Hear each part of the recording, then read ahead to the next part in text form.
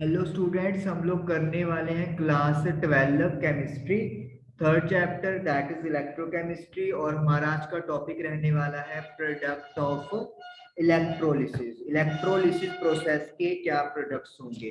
सबसे पहले तो आपको पता होना चाहिए कि इलेक्ट्रोलिसिस होता क्या है।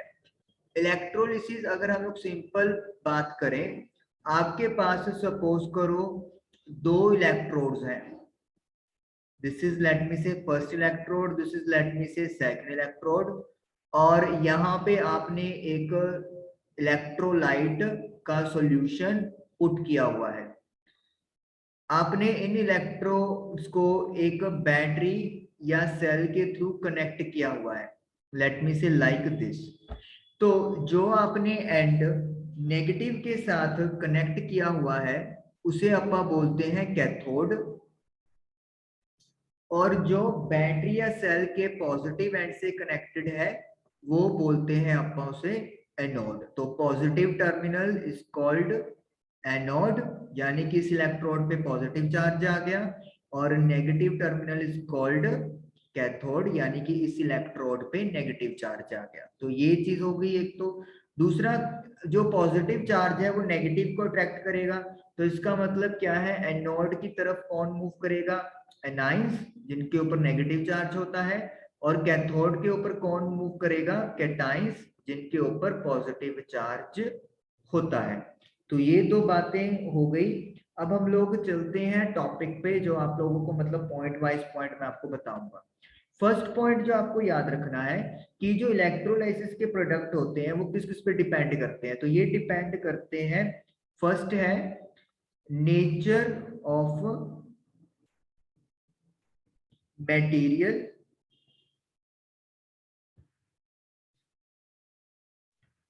Being electrolysed. किस मटेरियल को इलेक्ट्रोलाइज किया जा रहा है, उस मटेरियल का नेचर क्या है, उस पे पहला जो है वो डिपेंड करता है कि प्रोडक्ट जो है वो क्या हो सकते हैं। जैसे कॉपर सल्फेट है, सिल्वर नाइट्रेट है, लाइक दिस। तो ऐसा इलेक्ट्रोलाइज मतलब मटेरियल जो है वो क्या उसका नेचर है। सेकंड, टाइप ऑफ इलेक्ट्रोड्स, जो आप इलेक्ट्रोड यूज कर रहे हो। जैसे आप देख रहे हैं यहाँ पे इलेक्ट्रोड्स हैं जो एनोड और कैथोड का काम कर रही है। इनका क्या टाइप है, अब इसका क्या रिलेशन है वो मैं आपको बताता हूँ, जो हमारी बुक में दिया हुआ है कि आपके पास ना दो टाइप की इलेक्ट्रोड आप यूज कर सकते हो। जैसे मैं बी के यहाँ पे फर्स्ट पार्ट बनाता हूँ। एक तो है, आप कहता है इनर्ट इलेक्ट्रोड यूज कर लो। इनर्ट इलेक्ट्रोड में आपके पास कौन कौन सी आ जाएंगी, जैसे कि गोल्ड या फिर प्लेटिनम। इनमें क्या होगा, ये रिएक्शन में पार्टिसिपेट नहीं करेंगी, ये सिर्फ इलेक्ट्रॉन्स के सोर्स या सिंक का काम करेंगी। तो हम लोग क्या लिखेंगे, do not participate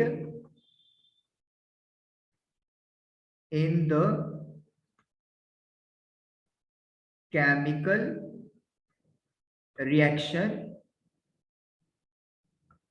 provide surface for electron. तो इलेक्ट्रॉन के लिए सिर्फ सरफेस प्रोवाइड करेंगी, या तो उनके सोर्स का काम करेंगी या फिर उनके सिंक का काम करेंगी। इससे ज्यादा कुछ नहीं करेंगी। इनका खुद का कुछ भी मतलब आप बोल सकते हो कि प्रोडक्ट में कुछ भी नहीं आने वाला, अगर हम लोग इलेक्ट्रोड इनर्ट लेते हैं। दूसरे टाइप का जो इलेक्ट्रोड है that is reactive electrode.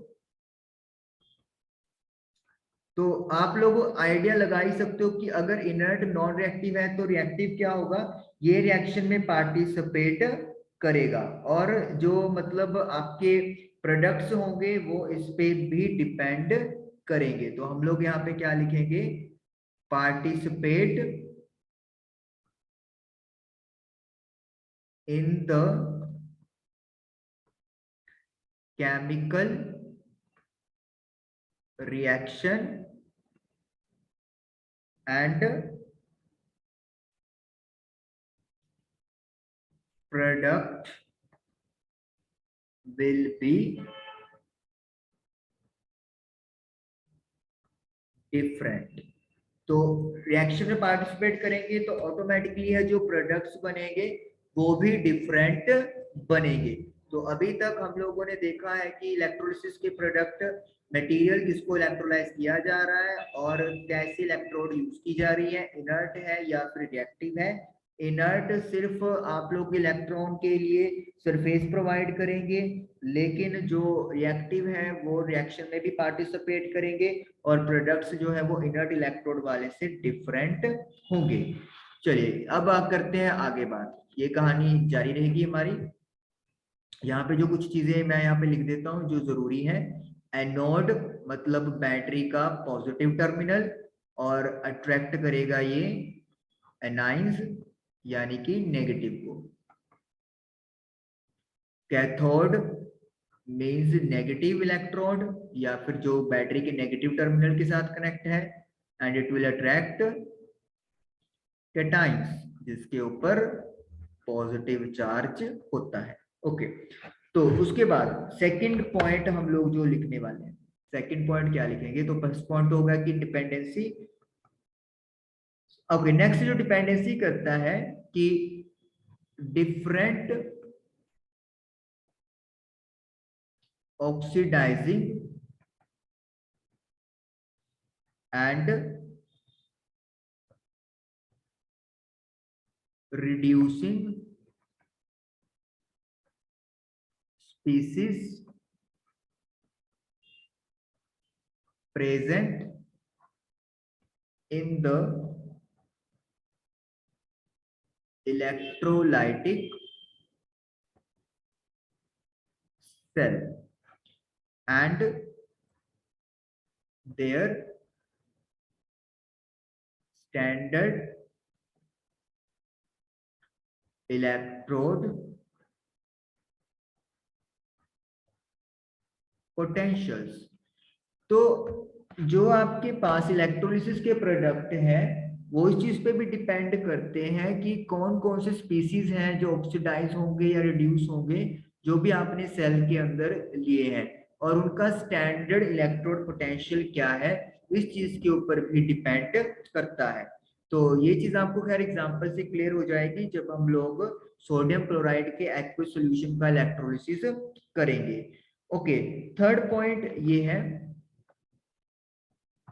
Third point में हम लोग बात करेंगे ओवर पोटेंशियल की। What is over potential? देखिए कई बार क्या होता है कि हम लोगों ने केमिकल एनर्जी जो है वो मतलब क्या है होनी शुरू हो गई, लेकिन वो प्रोसेस बहुत ज्यादा स्लो है और लो वोल्टेज पे वो मतलब लग नहीं रहा है कि हो पा रही है। मतलब हम लोग इसको कैसे डिफाइन करेंगे, extra potential provide in an electrochemical process that is very slow at lower voltage। Extra voltage provide की जाती है इलेक्ट्रोकेमिकल प्रोसेस में जो कि बहुत स्लो होती है लोअर वोल्टेज में, and it will reverse the process. ये समझना जरूरी है क्या चीज है। जो प्रोसेस है, सपोज कर लो एक्स से वाई एक रिएक्शन हो रहा है, ये रिएक्शन बहुत स्लो हो रहा है, बहुत ज्यादा स्लो हो रहा है, लोअर वोल्टेज में तो लग ही नहीं रहा कि रिएक्शन चल रहा है, तो हम लोग एक्स्ट्रा पोटेंशियल अप्लाई कर देते हैं। अब वो एक्स्ट्रा पोटेंशियल क्या होता है, इस रिएक्शन को और भी डिफिकल्ट कर देगा। यस, एक्स से वाई को करने में और भी डिफिकल्ट कर देगा, बल्कि इसका उल्टा रिएक्शन शुरू कर देगा, that is Y to X कर देगा। या फिर हम लोग अगर यहाँ पे बात करें कि हम अगर मैं इसको थोड़ा और बेटर वे में लिखूं डिफाइन करते हुए, voltage and make other reaction possible मतलब एक रिएक्शन हो रही है जो Z से Z डैश में जा रही है, पर ये तो हो ही नहीं पा रही है मान लो, और ये बहुत स्लो हो रही है, तो मैंने ओवर पोटेंशियल कर दिया, एक्स्ट्रा पोटेंशियल लगा दिया, उससे क्या हुआ, X से Y वाली रिएक्शन तो होनी बंद हो गई, लेकिन Z से Z डैश में जाने वाली रिएक्शन क्या होनी शुरू हो गई, स्टार्ट हो गई। तो इस चीज को बोलते हैं ओवर पोटेंशियल। वर्ड देखने से तो ये लगता है कि कोई रिएक्शन थी जो स्लो हो रही थी, उसे एक्सेलरेट करने के लिए मैंने एक्स्ट्रा पोटेंशियल दे दिया, बट रियलिटी क्या है, रियलिटी ये है कि हमने पोटेंशियल दिया तो है, लेकिन वो पोटेंशियल कर क्या रहा है, वो उस जो स्लो रिएक्शन है उसको तो और ज्यादा स्लो कर रहा है, इनफैक्ट वी कैन से कि जीरो कर रहा है, बल्कि कोई और रिएक्शन थी उसके साथ, उसको उसने क्या कर दिया, पॉसिबल कर दिया। That is the purpose of over potential. Reaction A to B वाली को खत्म कर दो और C टू D वाली को शुरू कर दो, तो that is the process of over potential, जिसके बारे में भी इस एग्जांपल में आपको बात क्लियर हो जाएगी। तो ये 2 से 3 पॉइंट थे जो प्रोडक्ट डिपेंडेंसी पे मतलब हमें सीखने थे। अब हम लोग बात करते हैं एग्जाम्पल लेके जो इन्होंने आपको बताई हुई है। फर्स्ट इन्होंने जो एग्जाम्पल दी है वो दिया है मोल्टन NaCl, यानी कि मेरे पास सोडियम क्लोराइड है और मैंने उसको मेल्ट कर दिया। अब जब सोडियम क्लोराइड को अपन मेल्ट करेंगे तो इसमें क्या चीज होगा, दो प्रोडक्ट बनेंगे। एक फर्स्ट प्रोडक्ट आपका क्या बनेगा, आसानी है, सोडियम, सोडियम मेटल कह सकते हैं अपन, और साथ में क्या बनेगा, क्लोरीन, क्लोरीन मतलब क्लोरीन की गैस बनेगी। अब यहाँ पे तो कोई चक्कर ही नहीं है, क्योंकि सोडियम के ऊपर कौन सा चार्ज आता है, पॉजिटिव आता है, केटाइन, और क्लोरीन के ऊपर चार्ज कौन सा होता है, नेगेटिव चार्ज होता है। तो यानी कि सोडियम ने क्या करना है, सोडियम ने एक इलेक्ट्रॉन गेन करके सोडियम में कन्वर्ट हो जाना है, और क्लोराइड के आयन जो है उन्होंने एक इलेक्ट्रॉन लूज करके क्लोरीन की एटम में कन्वर्ट हो जाना है। बाद में क्लोरीन की एक और एटम मिल जाएगी, तो क्लोरीन प्लस क्लोरीन क्या बन जाएगा आपका, Cl2 बन जाएगा। तो ये चीज है कि इलेक्ट्रोलिसिस करते हुए हमारे पास सोडियम और क्लोरीन आप लोगों को मिलते हैं। ये तो कोई दिक्कत नहीं थी, बहुत आसान था। अब सेकंड एग्जांपल हम लोग सोडियम क्लोराइड की लेंगे, लेकिन अब हम लोग उसमें यूज करने वाले हैं aqueous solution. Yes, second example है aqueous solution of sodium chloride. अब aqueous solution सोडियम क्लोराइड का हम लोग यूज करने वाले हैं। प्रोडक्ट्स क्या होंगे क्या नहीं होंगे इसकी बात हम लोग धीरे धीरे करेंगे।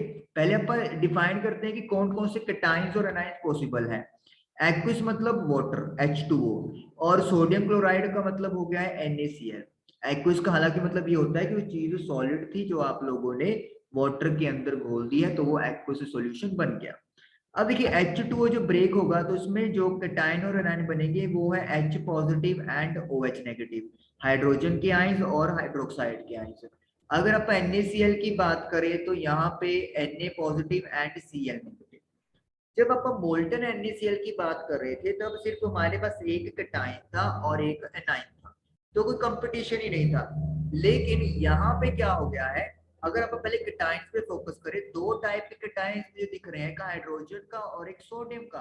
तो इसका मतलब क्या है, जो मेरे पास सेटअप बनाया गया है लाइक दिस, और बैटरी के पॉजिटिव नेगेटिव जा रहे हैं, तो इस पे नेगेटिव चार्ज है, ये कैथोड है, तो H पॉजिटिव और Na पॉजिटिव दोनों इस पे अट्रैक्ट होंगे, क्योंकि दोनों पे पॉजिटिव चार्ज है और नेगेटिव की तरफ अट्रैक्ट होंगे। लेकिन किसका रिडक्शन होने वाला है ये मैटर करता है। चलिए, Na ने रिड्यूस होने के लिए एक इलेक्ट्रॉन गेन करना पड़ेगा ताकि वो Na में कन्वर्ट हो जाए, और हाइड्रोजन को भी यही करना है कि वो एक इलेक्ट्रॉन लेके हाइड्रोजन में कन्वर्ट हो जाए। और अगर हम लोग बात करें तो हाफ मॉलिक्यूल ऑफ गैस, हालांकि पॉसिबल नहीं है बट लेकिन रिएक्शन को बैलेंस करने के लिए। अब इन दोनों में से कौन जाएगा, दोनों पॉसिबल हो सकते हैं। यहाँ पे डिपेंड करता है जो हमने पॉइंट पढ़ा था कि स्टैंडर्ड रिडक्शन पोटेंशियल पे। चलिए मैं बात करता हूँ यहाँ पे सबसे पहले standard potential of sodium. Sodium के लिए ये वैल्यू है 2.71 वोल्ट, और जो अपना हाइड्रोजन क्या है उसके लिए 0 वोल्ट। अब यहाँ पे क्या चीज है, हम लोग क्या देख रहे हैं कि इलेक्ट्रॉन गेन हो रहा है। इलेक्ट्रॉन गेन होने का मतलब क्या होता है, रिडक्शन। पहली बात तो ये है, इलेक्ट्रॉन गेन मतलब रिडक्शन है, यानी कि दोनों में से आसानी से कौन इलेक्ट्रॉन गेन करेगा। वैल्यूज है, वैल्यू से कैसे पता चलता है, जितना आपको पता है कि हम लोग जो ई सेल की बात करते हैं उसके लिए कन्वेंशन है कि ये सारी वैल्यू रिडक्शन पोटेंशियल में आती है।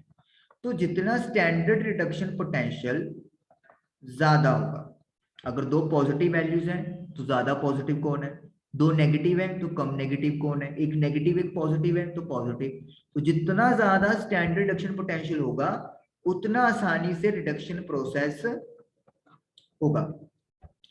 तो यहाँ पे तो गैस करना बहुत आसान हो गया, -2.71 और जीरो में से कौन ज्यादा है, जीरो बड़ा है। तो इसका मतलब क्या है, एज कंपैरेटिवली सोडियम का आयन, जो हाइड्रोजन का आयन है वो आसानी से रिड्यूस होगा। तो इसका मतलब क्या है कि जो कैथोड पे यानी कि जो नेगेटिव इलेक्ट्रोड है उस पे क्या रिएक्शन होने वाली है कि जो हाइड्रोजन है वो एक इलेक्ट्रॉन गेन करके हाइड्रोजन की एटम या फिर हाइड्रोजन गैस के हाफ मॉलिक्यूल में कन्वर्ट हो जाएगा। तो यानी कि हमें क्या देखना है कि कैथोड पे वो वाली रिएक्शन पॉसिबल होगी जिसका स्टैंडर्ड रिडक्शन पोटेंशियल ज्यादा होगा। अब हमारे पास H पॉजिटिव आयंस कहां से आए हैं, ये वाटर के ब्रेकअप से आए हैं। तो इसीलिए आप लिख सकते हैं ना कि जो वाटर है H2O वो कैसे ब्रेक हुआ है, H positive plus OH negative ions में। अब इसीलिए हम लोग जो कैथोड पे रिएक्शन लिखेंगे वो कैसे लिखेंगे, कैथोड पे रिएक्शन हमारी क्या लिखी जाएगी, net reaction at cathode. Water, इसने एक इलेक्ट्रॉन गेन किया, हाइड्रोजन गैस का half molecule plus hydroxide ion. ठीक है, हमने देखो क्या रिएक्शन लिखा था पहले, H पॉजिटिव प्लस इलेक्ट्रॉन तो हाफ H2O। दूसरे रिएक्शन में क्या लिखेगी, जो वाटर है वो डिकम्पोज होगा H positive and OH negative में। तो बेसिकली इन दोनों को ऐड कर दिया, जब ऐड करोगे तो H पॉजिटिव और H पॉजिटिव कट जाएंगे क्योंकि दोनों लेफ्ट और राइट साइड में है, इसीलिए साइन चेंज हो जाएगा जब आप उनको एक साइड पे लेके आओगे। तो कैथोड पे जो नेट रिएक्शन है वो हमें ये देखने को मिलेगी। अब एनोड की बात करेंगे। एनोड का मतलब क्या होता है, बैटरी का पॉजिटिव टर्मिनल। तो ये किसको अट्रैक्ट करेगा, नेगेटिव चार्ज को। नेगेटिव कौन कौन है, NaCl में से एक तो Cl आया है, तो ये Cl क्या करेगा, अपना एक इलेक्ट्रॉन जो उसके पास एक्स्ट्रा है वो लूज करना चाहेगा। और दूसरा क्या है, OH नेगेटिव, जो ये रहा आपके पास हाइड्रोक्साइड का आयन। लेकिन ये हाइड्रोक्साइड के आयन कहां से आए हैं, वाटर से। तो इसके लिए जो रिएक्शन लिखी हुई है वो ये है, वाटर ऑक्सीजन प्लस हाइड्रोजन के आयंस प्लस 4 इलेक्ट्रॉन्स। तो मतलब एनोड पे क्या हो रहा है, तो एनोड पे इलेक्ट्रॉन्स का लूज हो रहा है, लूज ऑफ इलेक्ट्रॉन्स। और लूज ऑफ इलेक्ट्रॉन्स को क्या बोलते हैं हम लोग, ऑक्सीडेशन बोलते हैं। तो मतलब आपा ने ये देखना है कि क्लोरीन और वाटर या फिर OH नेगेटिव में से कौन इजीली इलेक्ट्रॉन लूज करता है। जो आसानी से लूज करेगा वो रिएक्शन पॉसिबल हो जाएगी। चलिए अभी इसमें ट्विस्ट है, जो क्लोरीन के लिए इनोड सेल है ये आपको क्वेश्चन पेपर में देंगे, आपको ये याद करने की जरूरत नहीं है, तो टेंशन फ्री होके मतलब आप समझते जाओ इस टॉपिक को। आप लिख लेते हैं, इधर लिख लेते हैं loss of electrons main to से ऑक्सीडेशन। चलिए तो इनोड सेल जो क्लोरीन के लिए है दैट इज 1.36 वोल्ट और जो वाटर के लिए है वो है 1.23। तो यानी कि वाटर का जो रिडक्शन पोटेंशियल है वो कम है। चलिए अब ऑक्सीडेशन का कैसे रिलेशन है स्टैंडर्ड रिडक्शन पोटेंशियल से। Standard reduction potential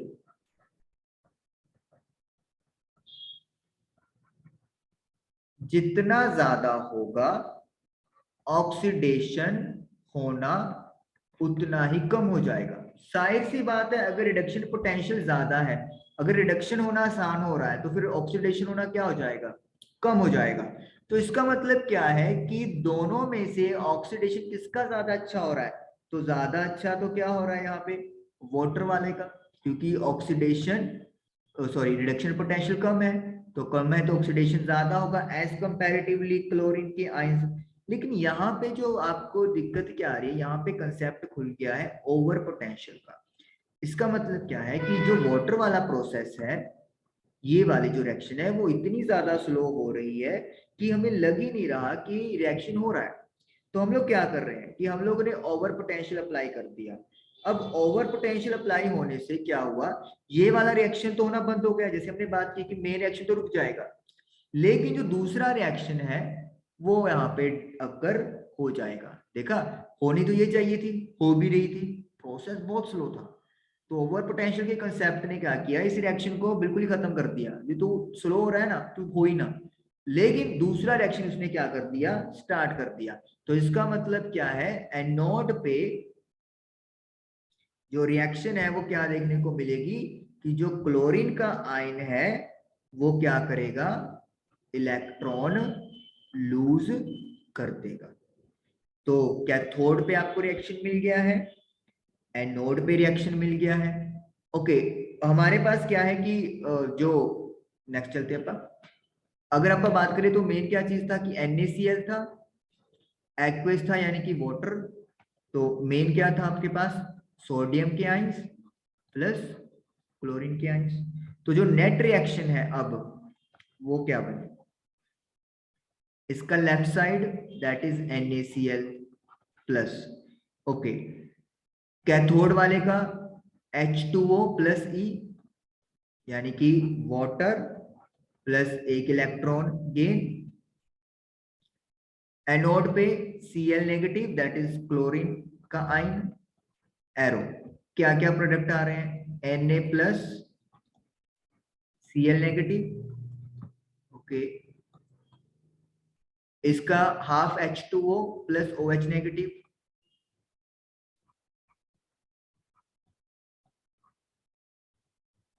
plus half half Cl2 plus electron. तो हमने क्या किया, इस रिएक्शन को सपोज करो 3, इस रिएक्शन को सपोज करो 2 और इस रिएक्शन को 1। तो कैथोड पे, एनोड पे और जो मेन था NaClH2O का ब्रेकअप, उन सभी को अपन ने क्या कर दिया है, प्लस कर दिया। अब देखो Cl नेगेटिव के साथ Cl negative cancel, electron E negative के साथ E नेगेटिव भी कैंसिल हो गया। तो what are you left with, left side पे NaCl प्लस वाटर, यहां पर Na पॉजिटिव, इसके साथ है OH negative, half H2 half Cl2। तो मिलता क्या है आप लोगों को, वाटर या aqueous solution of sodium chloride का इलेक्ट्रोलिसिस, एक तो देगा sodium hydroxide that is NaOH, और एक देगा हाइड्रोजन गैस, और एक देगा क्लोरीन गैस। याद करें क्लोर एल्कली प्रोसेस क्लास 10th में आप लोगों ने यही किया था। लेकिन अब इस क्लास में आपको पूरा मैकेनिज्म उन्होंने समझाया है कि किस तरीके से आपको ये प्रोडक्ट्स मिलते हैं। तो आई होप कि आपको वाटर सोडियम क्लोराइड के मोल्टन और एक्व सॉल्यूशन से ये चीज क्लियर हुई होगी। Thank you for watching the video.